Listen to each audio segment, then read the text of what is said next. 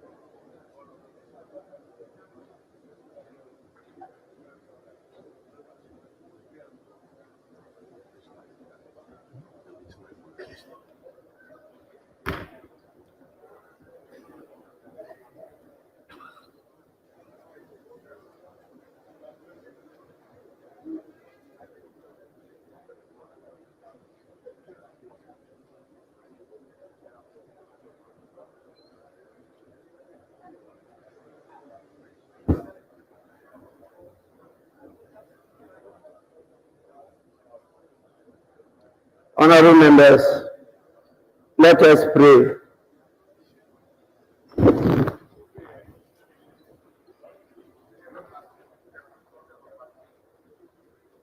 Almighty God, we humbly beseech thee to look with favor upon this Parliament of the Republic of Ghana. Grant that it may perform its high duty as in thy sight. Give divine guidance to the President of the Republic. Endow members of Parliament and ministers of state with discernment and vision, integrity and courage, that through the labors of government, this land and people may be well and truly served, and that good purposes for the common human life be realized in our midst. O God, grant us a vision of our country, fair as it might be, a country of righteousness, where none shall wrong his neighbor, a country of plenty, where evil and poverty shall be done away with, a country of brotherhood, where all success shall be founded on service, and honor shall be given to the deserving, a country of peace, where government shall rest on the will of the people and the love for the common good. Bless the efforts of those who struggle to make this vision a living reality. Inspire and strengthen our people, that they may give time, thought, and sacrifice to speed the day of the coming beauty of Ghana and Africa. Amen.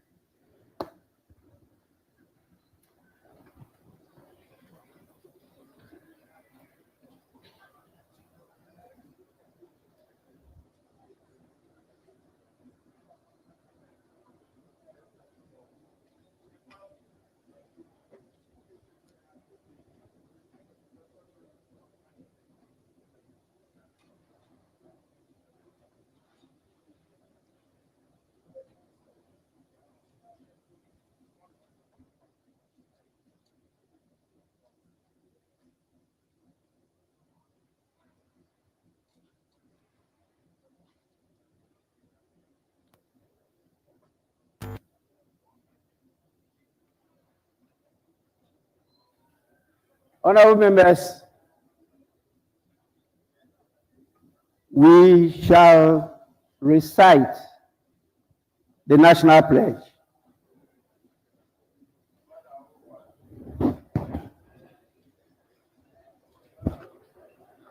I promise on my honor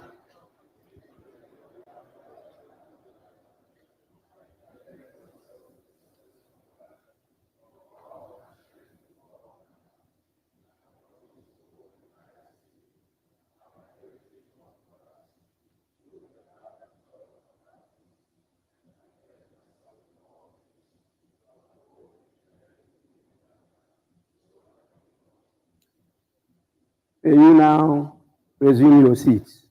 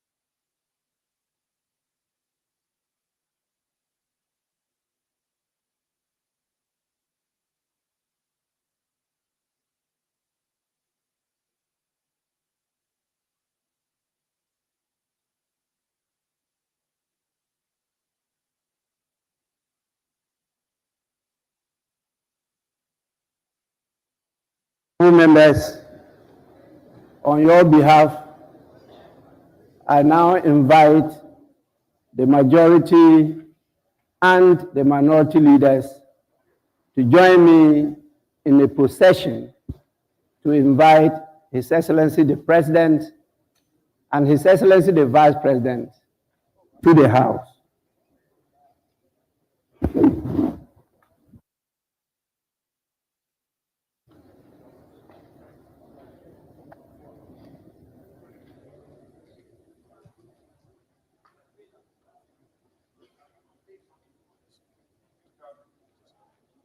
No, we'll go and sit at mine.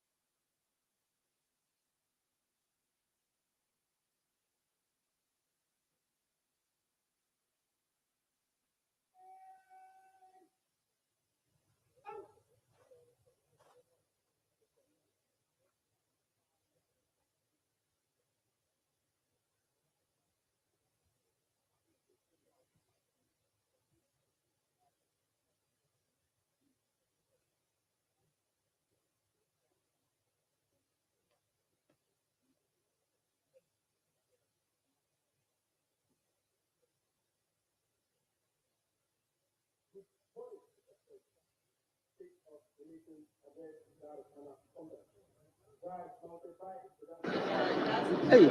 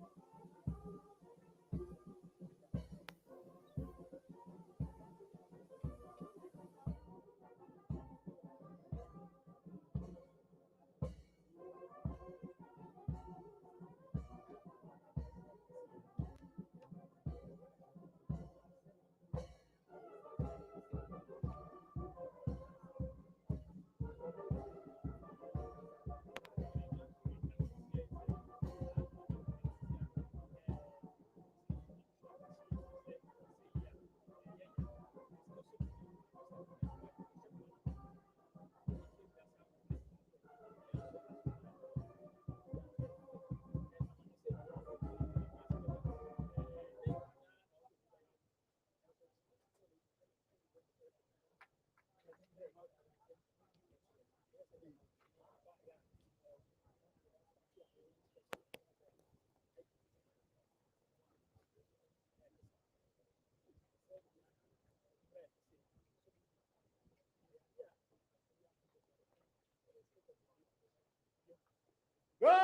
bueno, show, day, up.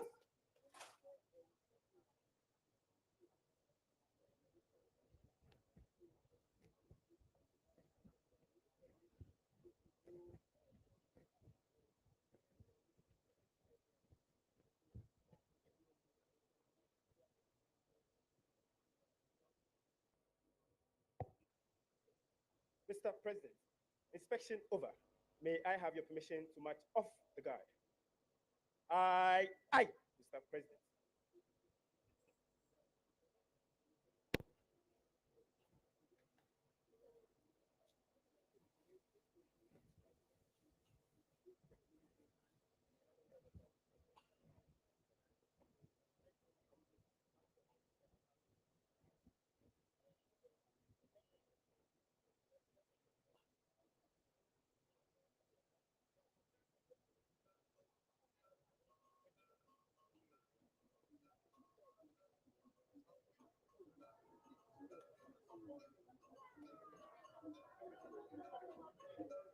Good, bueno, oh, day, up. Good, good, eat.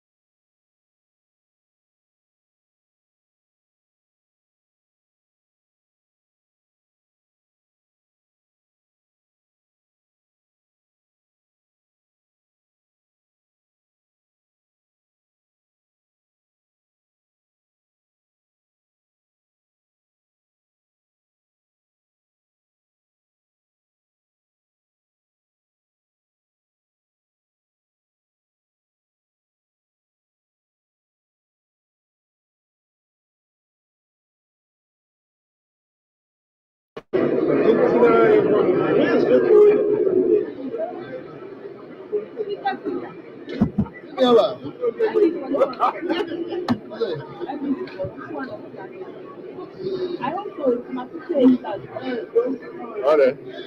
What they said, listen. How much is the campaign?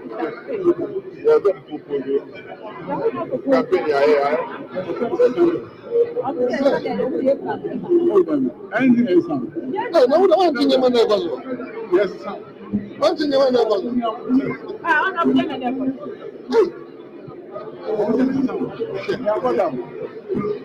I don't know what you are. It would be a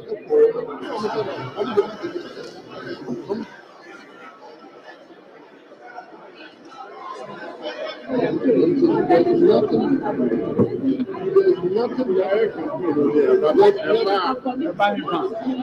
I'm saying is that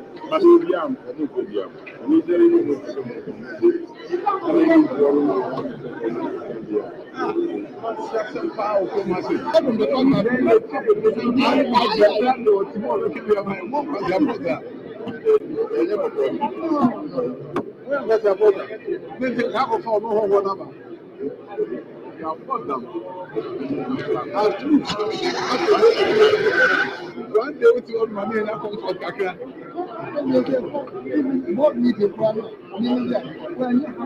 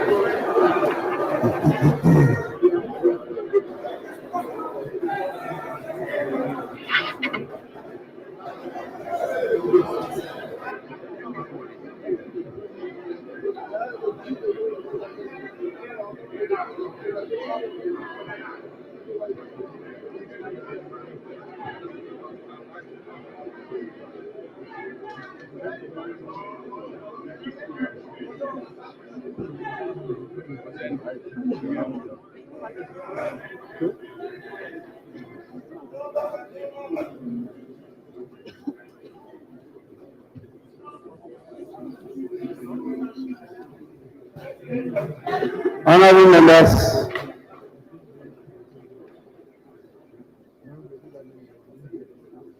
on your behalf, I want to warmly welcome His Excellency Nana Addo Akufo-Addo, President of the Republic of Ghana and the Commander-in-Chief of the Ghana Armed Forces, to the House.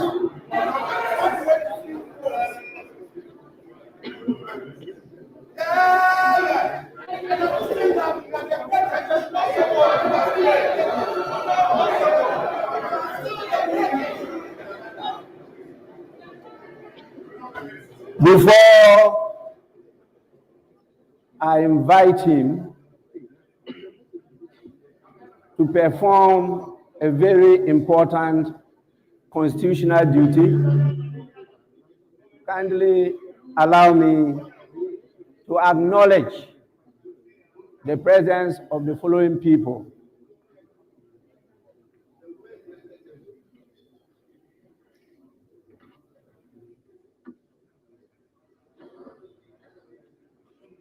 His Excellency, the President is ably supported in the performance of this duty by His Excellency, the Vice President, His Excellency Mahmoudou Bawumia,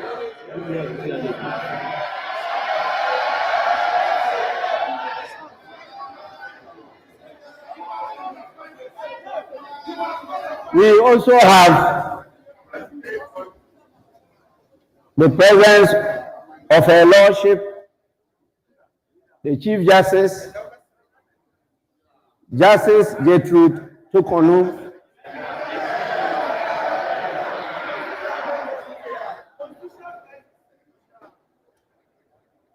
and for sure, we have the presence of the spouse of His Excellency the President, Her Excellency Rebecca Akufo-Addo.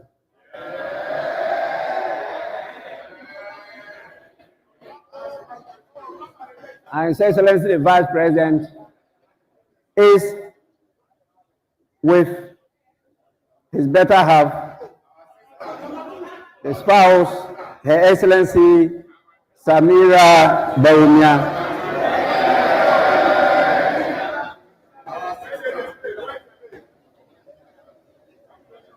And I have with me my wife,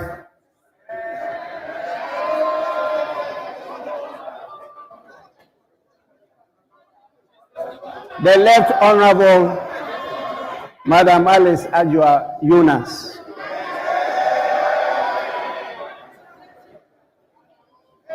Her Excellency, our leadership, the Chief Justice, is accompanied by her spouse, Mr. Francis Tukunu.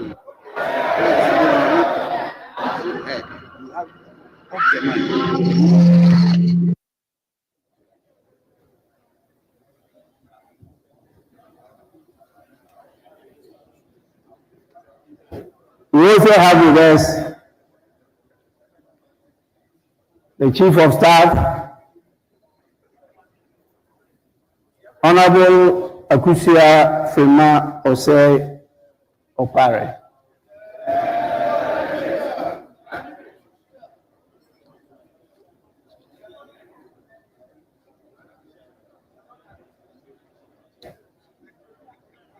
We could not be joined by the chairperson of the Council of State, by his ably represented by our own veteran politician, lawyer, the person of Mr. Sam Okujato, Senior Advocate of Ghana.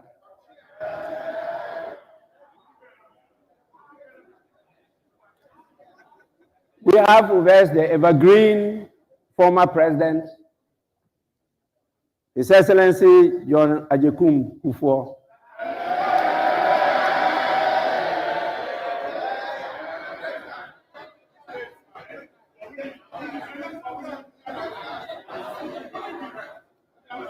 It's very important on your behalf. I thank him for always being with us here in this house. He is always present anytime we have an important function in Parliament. And we are extremely grateful to you, Your Excellency. We also have another very important partner of us. She is always also ever present anytime we have an activity here. I'm referring to Her Excellency, the former First Lady, Nana Addo Rawlings.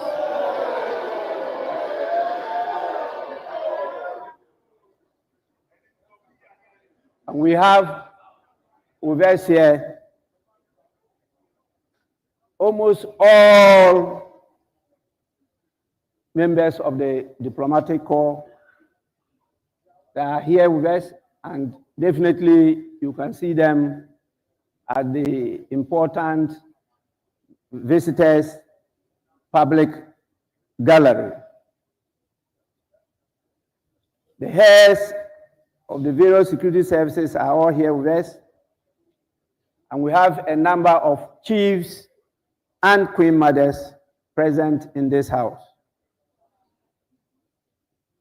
We are blessed with the presence of our religious leaders who actually keep us healthy by always praying for us and making sure that the blessings and favor of the Almighty God remains with us forever and ever.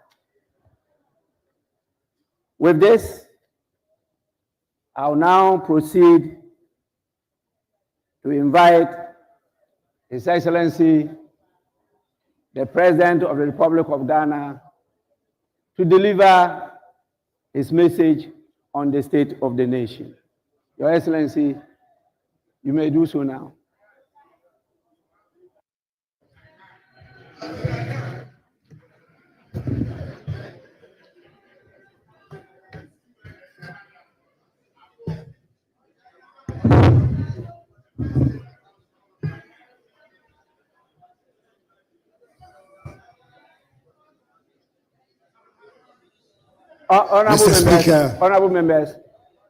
Honorable members, please.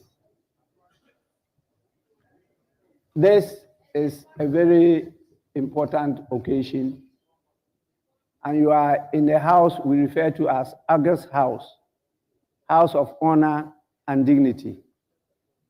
We expect nothing apart from honorable behavior from you, and please, let's listen to His Excellency in absolute silence. I thank all of you for your compliance. Mr. Speaker, it's my constitutionally mandated period as president of our country nears its very end. I come before this august house to perform my last official public duty. I'm grateful for the opportunity to give an accounting of my time in office, spell out the highlights of the state of our nation, and place on record the Ghana I'm handing over to my successor.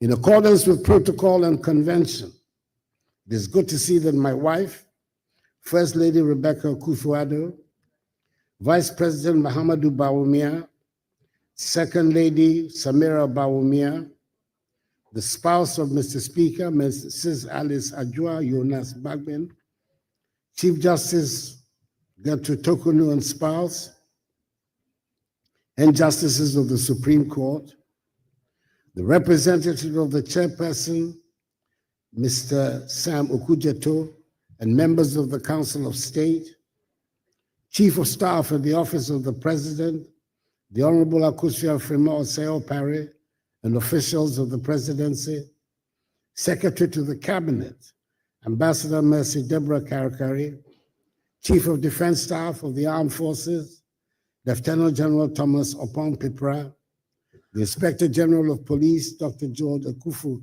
Dampare, and the various service chiefs are all present. The Speaker, the House is also duly honored by the welcome attendance of the former President of the Republic, John Agyekum Kufuor, former First Lady Nana Addo Rawlings, and the Dean and members of the Diplomatic Corps.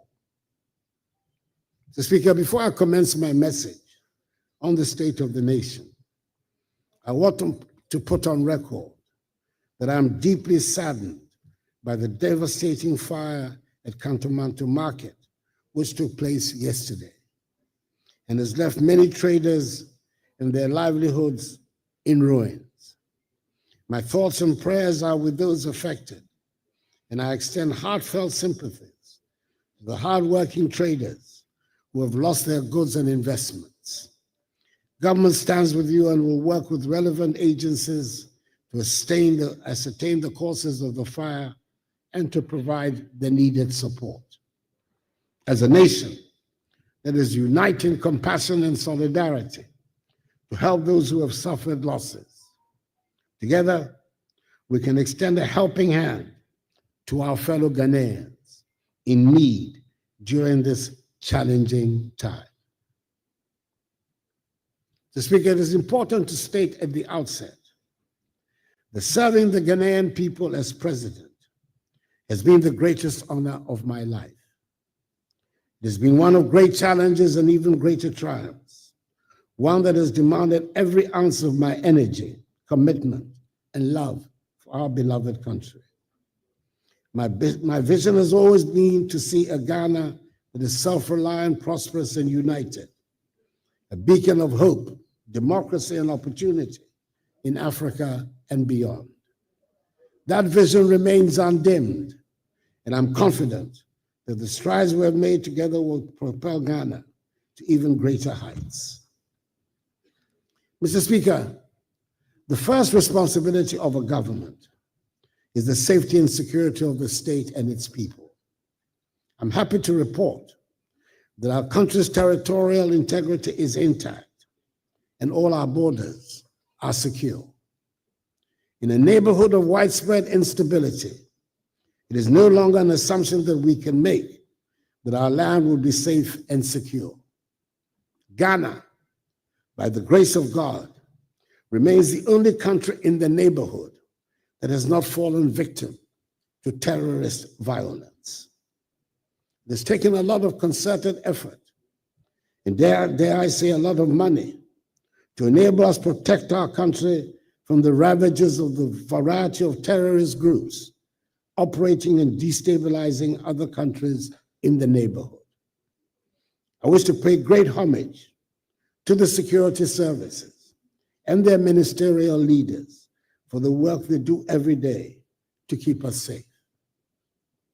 Mr. Speaker, it gives me no great pleasure to state that an important and integral part of the fabric of our society and the hallmark of our traditions, chieftaincy, continues to be a source of insecurity and destabilization. Upon coming into office, we worked hard with considerable assistance from the Committee of Eminent Chiefs, Otumfuo Asantehene, the Nairi, and the Yabonwura, to bring finally a resolution to the conflict which had blighted the ancient kingdom of Gabon for many, many years. Bringing peace to Gabon remains one of the high watermarks of my time in office, and I had been so looking forward to counting it with pride as the top of the list in resolving chieftaincy disputes and conflicts. Unfortunately, the sad situation in Boku must necessarily dampen any enthusiasm about the resolution of chieftaincy problems elsewhere.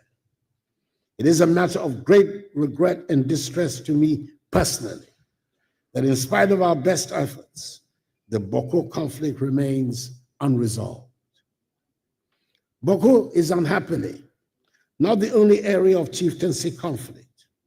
In judging from the experience of other parts of the country, I will have to mark chieftaincy as a growing source of insecurity that will continue to require a lot of attention.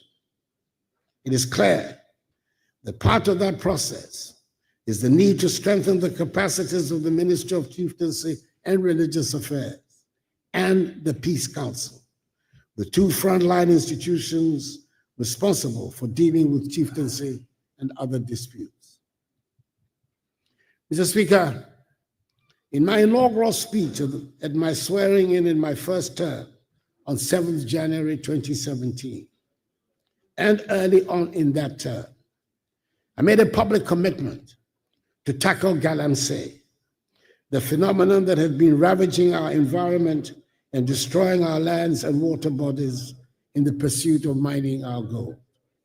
I knew and was very much aware that fighting galamsey was not a universally popular position for a president to take. But I felt strongly enough about the need to protect our environment to say I was prepared to put my presidency on the line in the defense of our lands and water bodies. And indeed, Mr. Speaker, the fight against galamsey led directly to the loss by my party of several parliamentary seats in the 2020 elections, and to the makeup of this 8th parliament, which affected the implementation of my policy agenda and impacted the second term of my presidency. I welcome the many loud converts to the fight against galamsey that suddenly appeared in the run-up to the 2024 elections. And I pray that more and more of us get to embrace the need for the protection of our lands and water bodies. As I have stated on numerous occasions, the fight against galamsey is not a fight against mining or the extraction of the gold the Almighty has so generously endowed us with. But we owe it to future generations of Ghanaians to extract our minerals in a manner that protects our lands and water bodies. I'm happy to be able to say that we have implemented some of the boldest and most progressive policies in the mining, forestry, and land sectors. As a result of these policies, we overtook South Africa as the leading producer of gold on the continent and have consistently increased gold production to reach an unprecedented 4 million ounces last year. Not only have we revamped dormant mines like the Obuasi and Bibiani mines, we have also worked to deliver the Cardinal Namdi mine, the first large-scale mine in northern Ghana, and the first greenfield gold mines in our country in more than a decade, with the ongoing construction of new mines in Ahafo by Newmont and Upper West by Azuma Resources. To add value to these volumes of minerals, we have constructed, through a public-private partnership, a 400-kilogram capacity gold refinery here in our country. We've also concluded discussions with the parent company of Ghana Manganese Company Limited for the construction of a $450 million United States dollars manganese refinery at Nsuta. Moreover, the establishment of the Ghana Integrated Aluminum Development Corporation and the Ghana Integrated Iron and Steel Development Corporation has laid the groundwork for the industrialization of many of our natural resources. These entities are expected to generate significant revenue, create jobs, and enhance the value addition of our natural wealth. Each of these initiatives was guided by the vision to harness Ghana's wealth for the benefit of her people, ensuring a legacy of sustainable development for future generations. We continue to work to increase the forest estate of our country. Under the Ghana Forest Plantation Strategy, some 121,000 hectares of degraded forests were cultivated between 2017 and 2023. And under the Green Ghana Project, over 52 million trees have been planted in just 4 years of its implementation. In 2023, Ghana became the second country in Africa and the third in the world to receive results-based payments from the World Bank Carbon Fund for reducing emissions. Under the Ghana Cocoa Red Plus program, we've also completed all the necessary steps under the voluntary partnership agreement with the European Union. And effective June this year, Ghana will become the first African country and the second globally to issue forest law enforcement, government, and trade licenses. Mr. Speaker, if arguments still rage over what there is to show for the fight against galamsey and the effects of irresponsible mining, there can be no such arguments about the introduction of the free SHS and free TVET programs. Another policy that did not have universal approval when I sought to introduce it on coming into office. However, I believe this is one of the rare occasions on which we can use the word transformational without any danger of abusing the word. We have transformed education, and there can never be a reversal, of the fact that some 5.7 million young people have gained access to secondary education who would otherwise not have had the opportunity, but for free SHS and free TVET.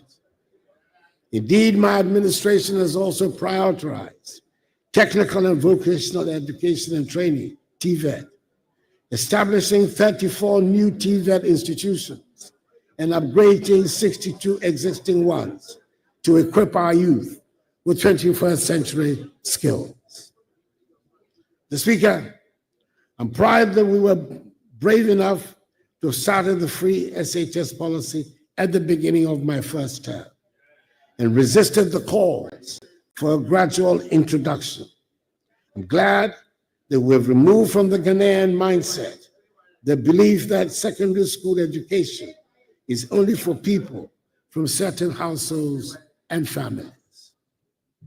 From 2020, when the first cohort of free senior high school candidates sat for the WACC exam, Ghana has consistently recorded over 50% of candidates scoring A1 to C6 in all 4 core subjects.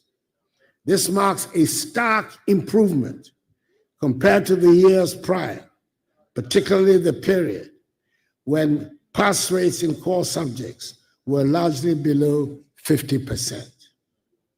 This year's results, the 2024 results, have maintained the laudable trend from 2020.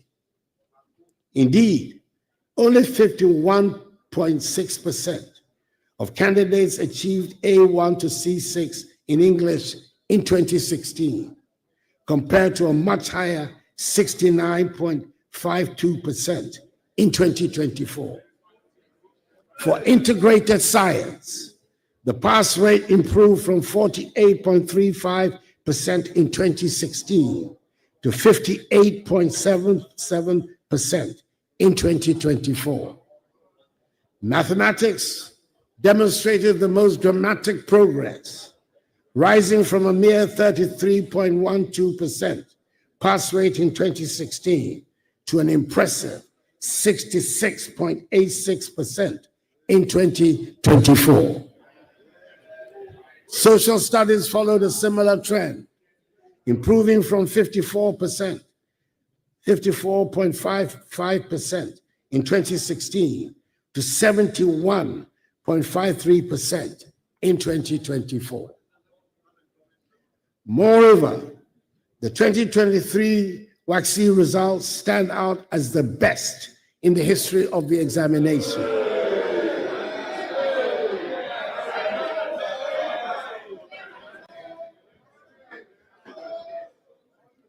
No amount of shouts will displace data.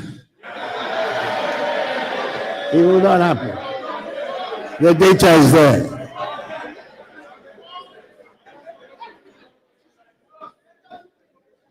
As the best in the history of the examination, with record-breaking performances across all core subjects.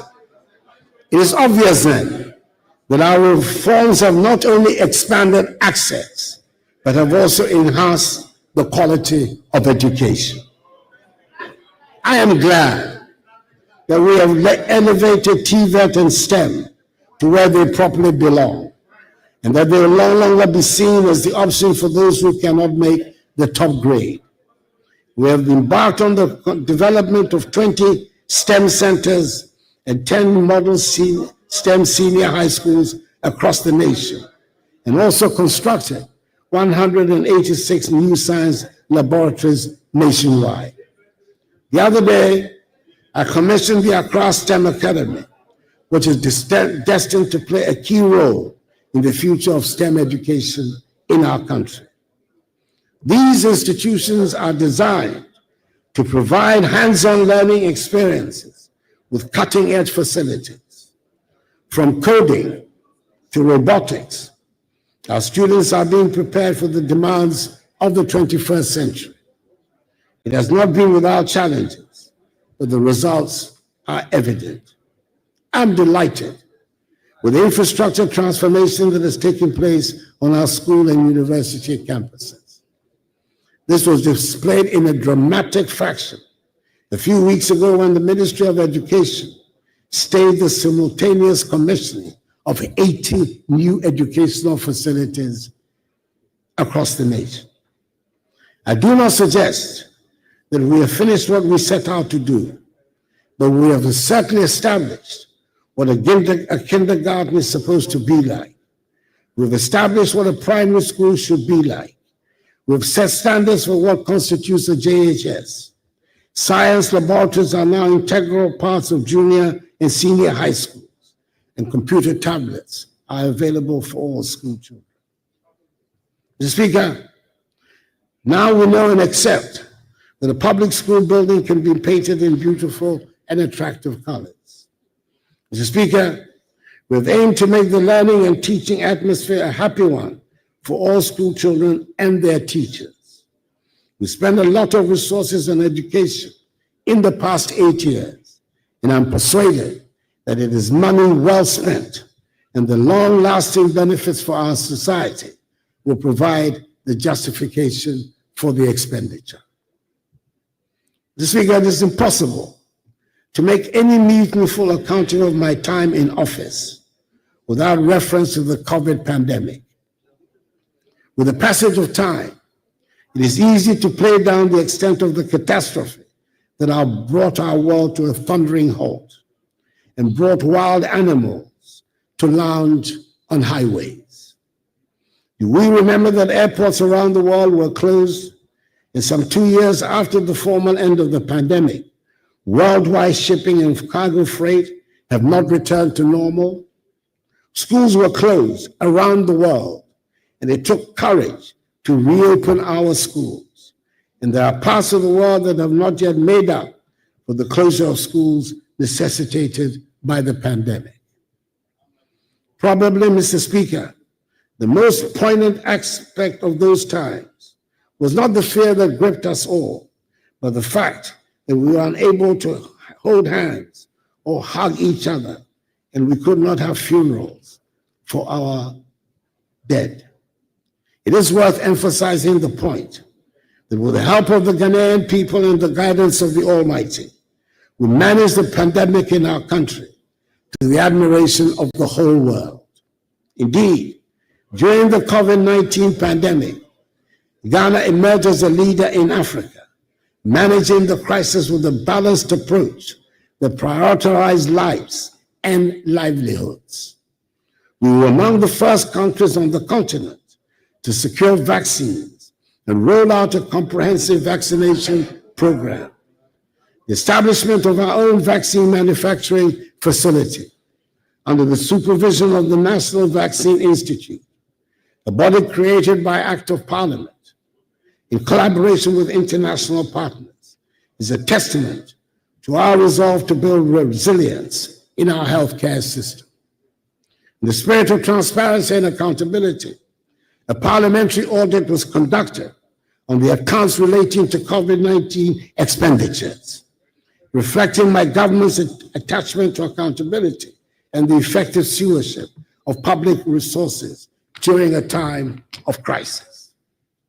However, the consequences of the COVID-19 upheavals on all aspects of our lives have gone way beyond what anyone could have imagined, and we're still dealing with the effects on the economy. But let me first deal briefly with the effects on the health sector. This pandemic showed up some of the alarming shortcomings of our health delivery system, and we've strived to seek remedies to ensure that we're reasonably prepared to meet the next emergencies. The most important intervention is the Agenda 111 project we have embarked upon that aims to place a hospital in every district. Out of the 101 district hospitals and 2 psychiatric hospitals on the project list, there are 99 district and 2 psychiatric hospitals where contractors are deployed and work is in progress. I'd hoped that construction would be completed on all of them, but that, alas, was not to be. I'm pleased to report that on December 5th, I had the utmost pleasure to commission 3 of the district hospitals. Progress of works on the other 98 active sites range from 5% for sites whose work commenced recently to 95% at other sites. I'm hoping that the incoming Mahama administration will ensure that the project is completed to put our health infrastructure on a sound footing. Furthermore, we launched the National Ambulance Services Revitalization Program, increasing the number of ambulances from 55 barely functioning ambulances to over 300, ensuring timely emergency response and saving countless lives. The strides in healthcare reflect our collective commitment to build a system that prioritizes the dignity, health, and well-being of every Ghanaian. Furthermore, we've revived the National Health Insurance Scheme, which at one point before I came into office appeared to be reverting to the days of cash and carry. The number of subscribers has risen from 10.6 million in 2016 to 17.9 million at the end of 2023. With the renewal of subscriptions being facilitated by a tap on the mobile phone and the scope of the scheme being broadened to include treatment for sickle cell disease, kidney dialysis, and childhood cancers. Mr. Speaker, our economy took a bigger hit from the COVID-19 pandemic and ensuing consequences than had been anticipated. And in 2021 and 2022, we were in unaccustomed trouble. Our economy, which in my first term had been widely acknowledged to have performed creditably, marked by the longest period of single-digit inflation, 7% average GDP real growth rate, and strong external balances, was on its knees. The government's difficulties in Parliament, with the slimmest of majorities, gave the impetus to the international rating agencies to trash us on their assumption that we would struggle to get financial policy measures passed through the legislature. We faced the problems we encountered with equanimity, took a deep breath, and decided to apply for an IMF-supported program, post-COVID-19 program for economic growth, PCPEG, in the middle of 2023. The implementation of the program so far has gone well, even as it has been challenging. We have passed successfully through 3 successive reviews of program implementation by the IMF board, with the most recent review approved on 2nd December 2024, leading to the disbursement of 360 million United States dollars. The fund has therefore disbursed a cumulative 1.9 billion United States dollars to date. At the moment, I'm able to say with confidence that the crisis is over, that the economy has recovered strongly and faster than projected.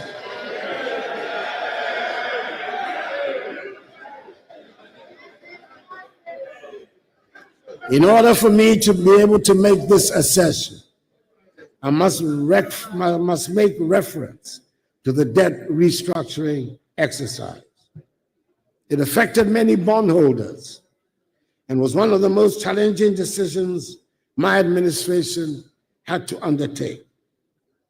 It was not a choice made lightly, as we were acutely aware of the personal and financial hardships it would impose on individuals, families, and institutions across the country. Many citizens had invested their hard-earned savings, and we fully understood the pain and sacrifices this exercise demanded. However, it became evident that without such bold and decisive action, our economy would have faced an even greater crisis with far-reaching consequences for every Ghanaian. This restructuring was essential to address unsustainable debt levels and to create the fiscal space needed to stabilize the economy and lay the groundwork for future growth. It was critical in ensuring that Ghana could meet her financial obligations, regain the confidence of international and domestic investors, and restore our economic credibility. Through the resilience and understanding of the Ghanaian people, coupled with the strategic measures we implemented, we have been able to chart a path towards the recovery that is underway. Today, we're witnessing the positive outcomes of the painful but yet necessary exercise. The economy is rebounding strongly. Our fiscal position is more stable, and our debt sustainability has significantly improved. These developments have provided a solid foundation for sustained growth and development, ensuring that the sacrifices made by bondholders and other stakeholders will not be in vain, but rather the basis of Ghana's economic revival. Mr. Speaker, the country is not broke, as some propagandists want us to believe. We're handing over the country with gross international reserves of almost 8 billion United States dollars. This is more than the 6.2 billion United States dollars of gross international reserves my administration inherited in 2017. Economic growth. The noise will not shut out the statistics. And I intend to put the statistics on the record of Hansard, no matter the amount of noise.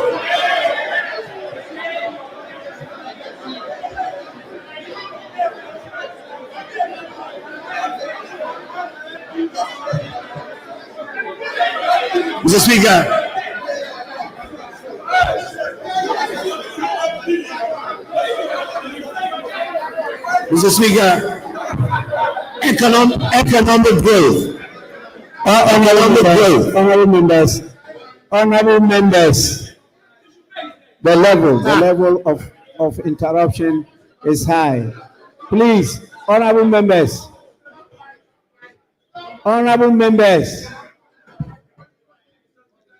His Excellency the President is not out of order. Please.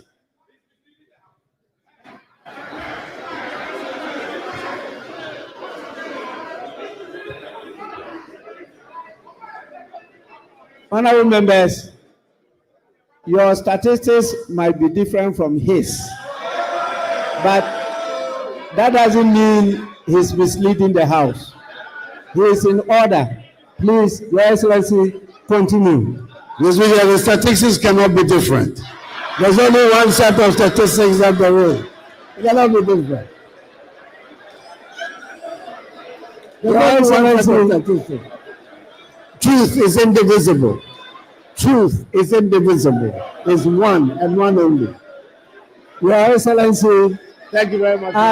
as an accomplished member of Parliament, you are out of order. Thank you.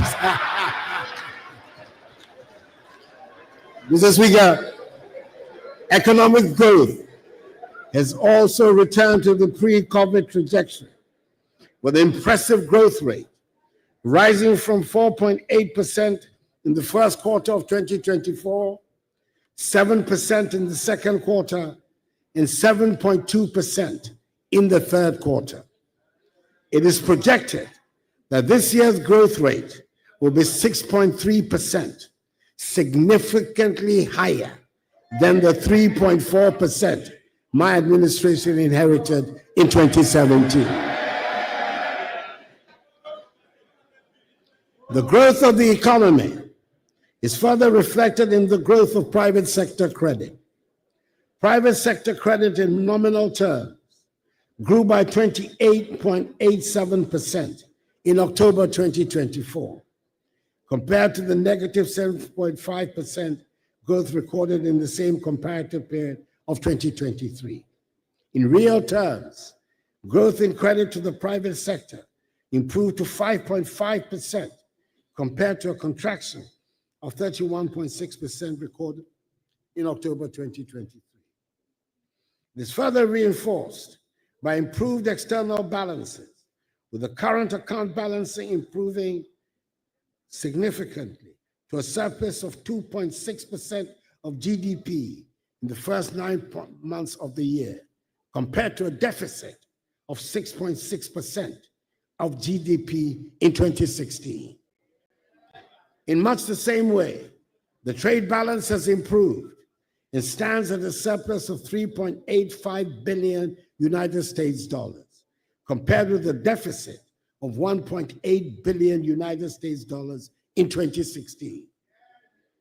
Headline inflation, which stood at 23% in November, is still very high, but this is coming down from 54% recorded in December 2022, following the effects of COVID-19 and other global economic pressures.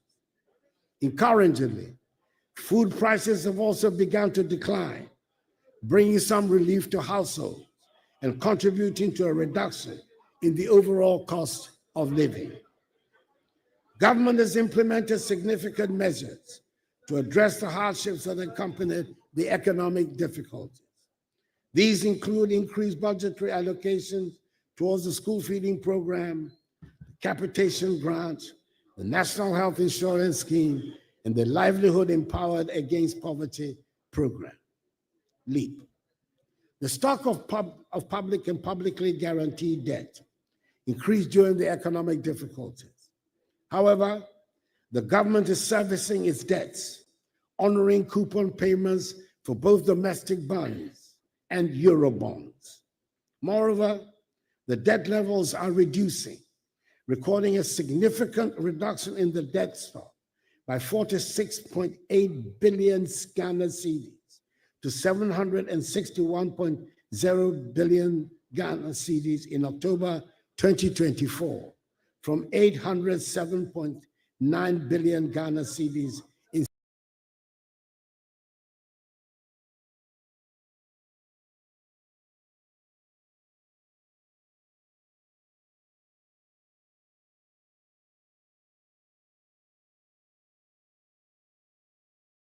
This is expected to reduce further to 55% of GDP in net present value terms, a level that restores Ghana's debt sustainability.